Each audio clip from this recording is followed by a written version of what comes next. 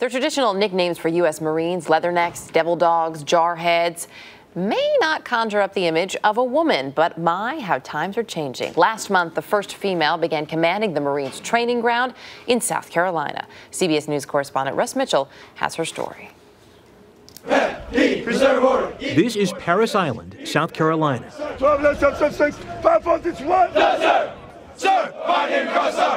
As the sign makes clear on the way in, here is where they make Marines.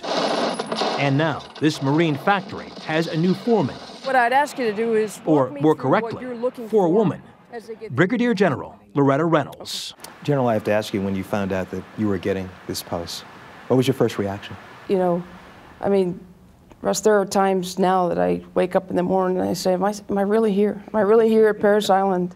General Reynolds took command of Parris Island on June 17th, and she's already made history as the first woman to lead the Marine recruiting depot here. It's a distinction she acknowledges, but won't dwell on.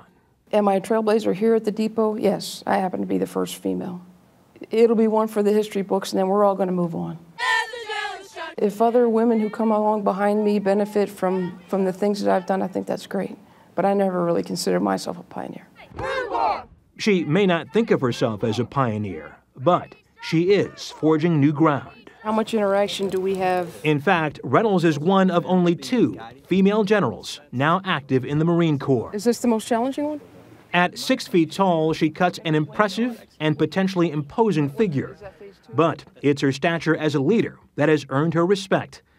A 1986 graduate and former basketball player at the Naval Academy, she is the first female Marine to hold a command position in a battle zone, which she did when she was stationed in Afghanistan. But they have the magazine in. Now, she'll not just lead Marines, but create them as well. And at the end of the day, we push them to be more than they ever thought that they could be. Hey, I didn't tell you to stop. Push them physically. You understand me? Yes, sir. And mentally. You are pukes. You're the lowest form of life on earth. For many, the enduring image of Parris Island comes from Stanley Kubrick's Vietnam film, Full Metal Jacket. Move it up! Quickly! Hollywood's version is not that far off. This is a tough place. As the July sun baked Parris Island, we joined General Reynolds as she observed her first crucible, a 54-hour test of strength, endurance, and teamwork that each recruit must pass before being called a United States Marine. Give me an idea of how tough it is to become a Marine. It's the hardest we can make it. And we have to make it hard because our nation expects the United States Marine Corps to be its 911 force, to always be ready, to always do the right thing. Parris Island graduates 20,000 Marines every year.